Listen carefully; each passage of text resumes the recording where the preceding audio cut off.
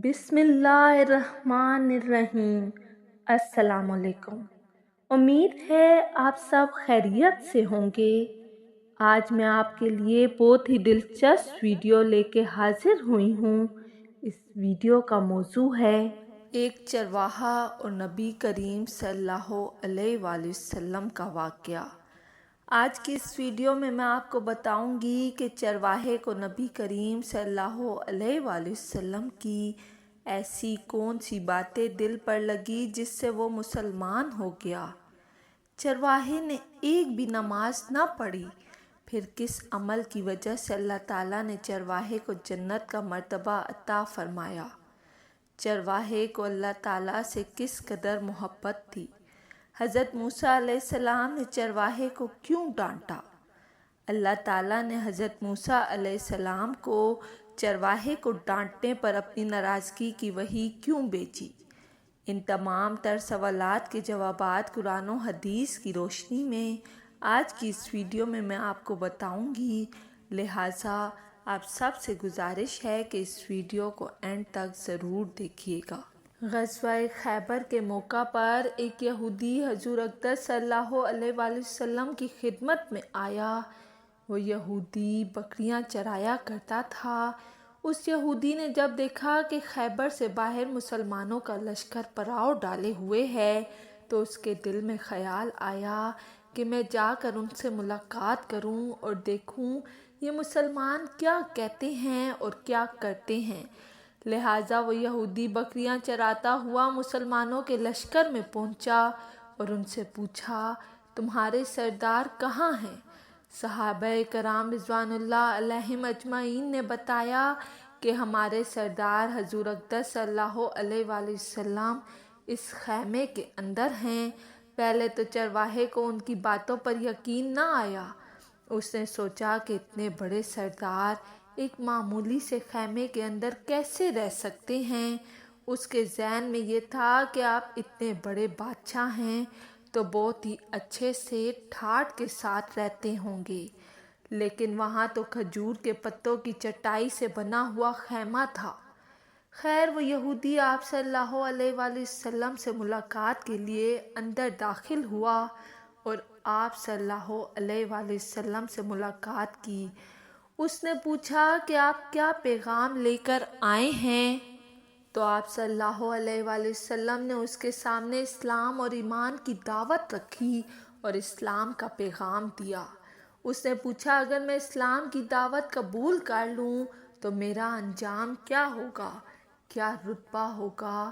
حضور صلی اللہ علیہ وآلہ وسلم نے فرمایا کہ اسلام لانے کے بعد تم ہمارے بھائی بن جاؤ گے اور ہم تمہیں گلے سے لگا لیں گے۔ اس چرواہے نے کہا، آپ مجھ سے مذاق کر رہے ہیں، میں کہاں اور آپ کہاں؟ میں ایک معمولی سا چرواہا ہوں اور میں ایک کالا حبشی انسان ہوں اور میرے بدن سے بدبو آ رہی ہے، ایسی حالت میں آپ مجھے گلے سے لگا لیں گے؟ تو حضور اقدس صلی اللہ علیہ وآلہ وسلم نے فرمایا، ہم تمہیں ضرور گلے سے لگا دیں گے اور تمہارے جسم کی سیاہی کو اللہ تعالیٰ سفیدی سے بدل دیں گے اور اللہ تعالیٰ تمہارے جسم سے اٹھنے والی بدبو کو خوشبو سے تبدیل کر دیں گے۔ یہ باتیں سن کر وہ مسلمان ہو گیا اور کلمہ شہادت پڑھ لیا۔ اس کے بعد اس نے حضور اقدس صلی اللہ علیہ وآلہ وسلم سے پوچھا کہ یا رسول اللہ صلی اللہ علیہ وآلہ وسلم، میں کیا کروں؟ آپ صلی اللہ علیہ وآلہ وسلم نے فرمایا، تم ایسے وقت پر ایمان لائے ہو کہ نہ تو اس وقت کسی نماز کا وقت ہے کہ تم سے نماز پڑھنے کا کہوں اور نہ ہی روزے کا زمانہ ہے۔ اس وقت صرف ایک ہی عبادت ہو رہی ہے، تلوار کی جنگیں انجام دی جا رہی ہیں، یعنی جہاد فی سبیل اللہ۔ اس چرواہے نے کہا، یا رسول اللہ صلی اللہ علیہ وآلہ وسلم، میں اس جہاد میں شامل ہو جاتا ہوں، لیکن کہنے لگا کہ جوش جہاد میں شامل ہو جاتا ہوں اس کے لیے دو میں سے ایک صورت ہوتی ہے، غازی یا شہید، اور اگر یا رسول اللہ میں اس جہاد میں شہید ہو جاؤں تو آپ میری کوئی ضمانت دیں گے؟ تو حضور اکرم صلی اللہ علیہ وآلہ وسلم نے فرمایا، میں اس بات کی ضمانت لیتا ہوں کہ اگر تم اس جہاد میں شہید ہو گئے تو اللہ تعالیٰ تمہاری بخشش فرما دے گا اور تمہیں جنت میں پہنچا دے گا، اور تمہارے جسم کی بدبو کو اللہ تعالیٰ خوشبو سے تبدیل فرما دے گا۔ اب چونکہ وہ چرواہا یہودیوں کی بکریاں چراتا ہوا وہاں پہنچا تھا، تو اس لیے حضور اقدس صلی اللہ علیہ وآلہ وسلم نے فرمایا، تم یہودیوں کے جو مال لائے ہو ان کو جا کر واپس کر دو، اس لیے کہ تمہارے پاس یہ امانت ہے اور مسلمان امانت میں خیانت نہیں کرتے۔ اب آپ اس بات سے اندازہ لگا لیں کہ جن لوگوں کے ساتھ جنگ ہو رہی ہے ان کا محاصرہ کیا ہوا ہے۔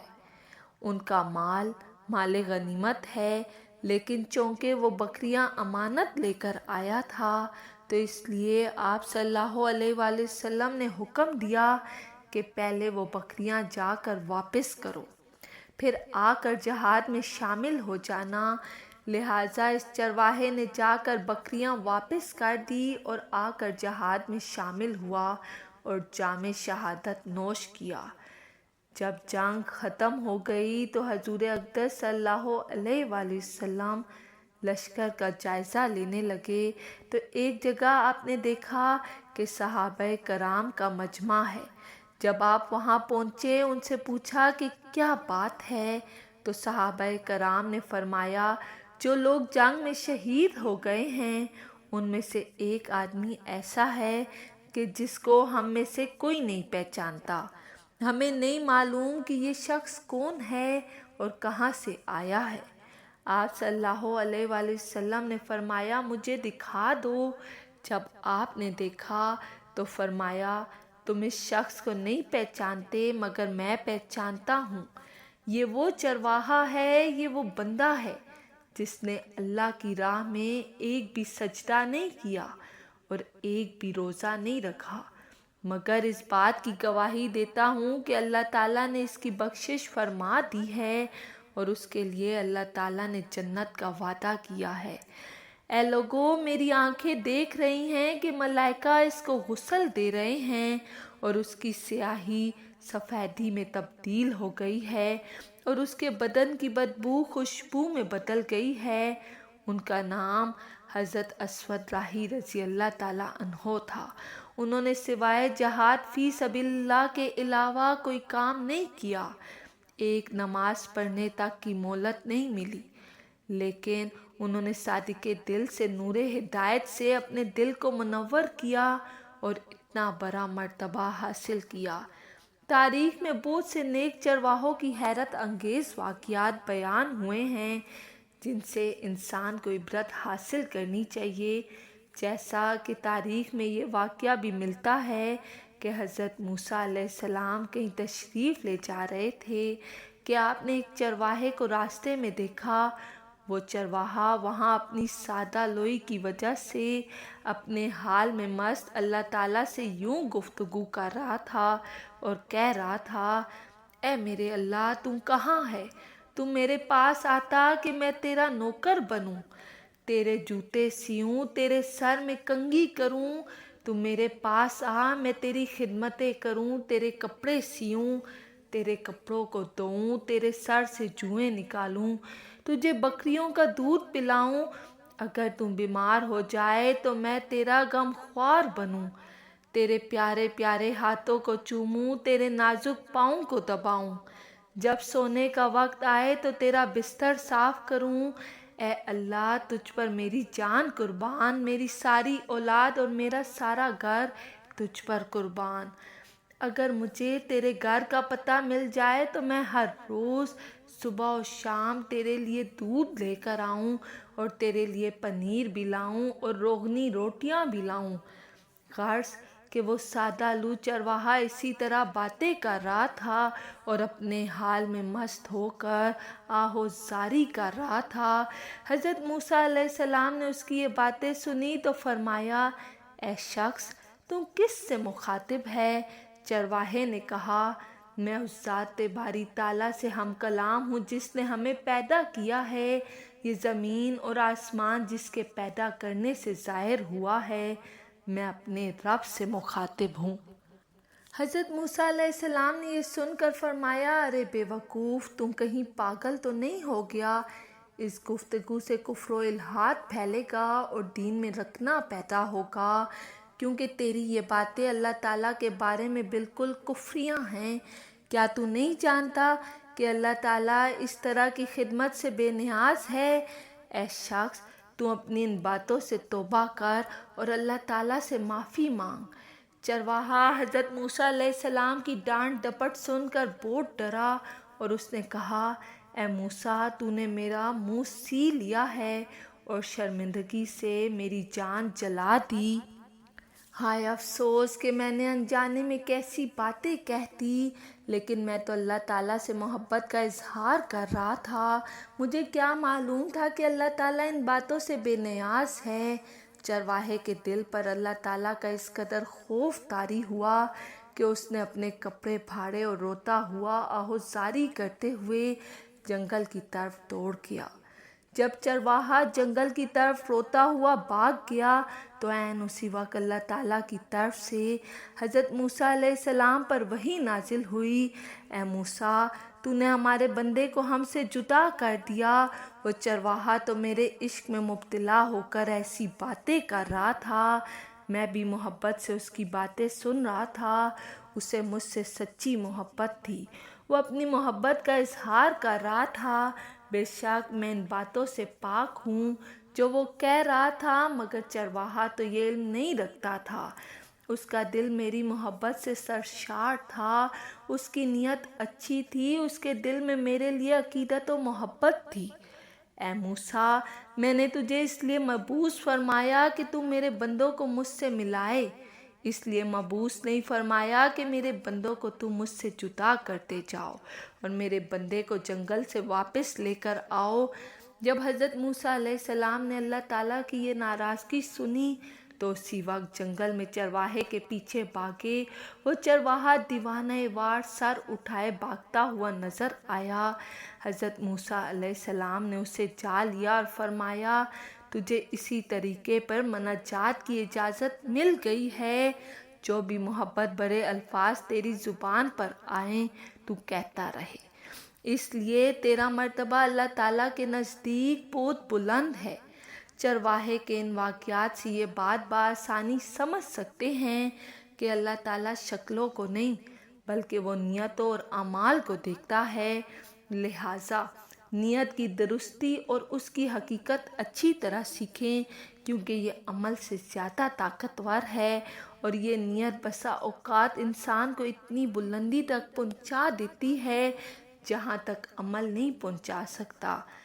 بعض اسلاف سے منقول ہے، وہ فرماتے ہیں، میرا دل یوں چاہتا ہے کہ مجھے اور کوئی مصروفیت نہ ہو تو میں لوگوں کو صرف نیت کی تعلیم دینا شروع کر دوں، کیونکہ بہت سے لوگ اس کی حقیقت نہ جاننے کی وجہ سے اپنے بڑے بڑے عمل ضائع کر بیٹھے ہیں۔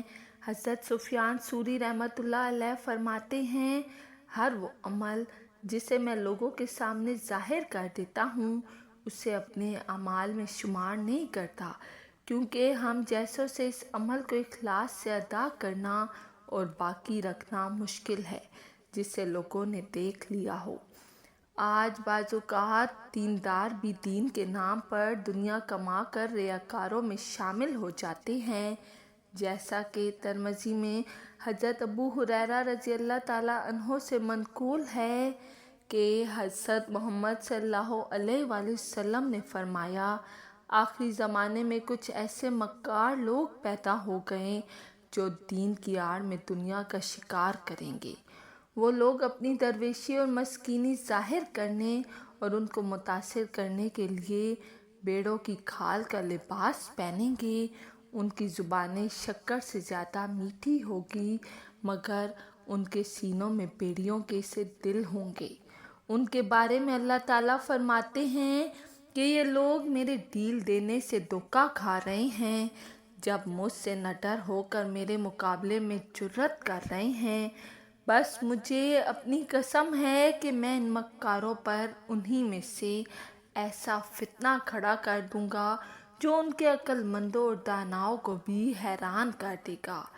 اللہ تعالیٰ سے دعا ہے کہ اللہ پاک ہمیں فتنوں سے محفوظ رکھے اور ہمیں اخلاص کی حقیقت اور اس کا نور نصیب فرمائے، ہمیں اپنے مخلص بندوں کی جماعت میں شامل فرمائے اور اپنی رضا والی موت نصیب فرمائے، آمین۔